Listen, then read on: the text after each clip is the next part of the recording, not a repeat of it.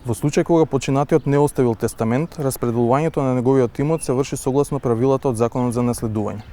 Согласно законот, доколку починатиот оставил жива жена и деца, тие го добиваат целиот имот на еднакви делови, односно тој цел имот се распределува помеѓу нив.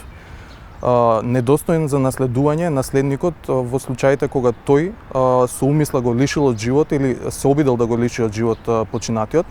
кога со присила, закана или измама го навел да состави или да отповика тестамент, кога го уништил или фалсификувал тестаментот со цел да се спречи спроведувањето на последната волја на оставителот, или доколку потешко ја повредил обврската за издржување или не му укажал нужна помош на оставителот. На ова судот внимава по службена должност, освен во случаите кога се работи за неукажување на помош или повреда на правилата односно на обврската за издржување, во кој случај нотарот како повереник на судот ги упатува наследниците на спор.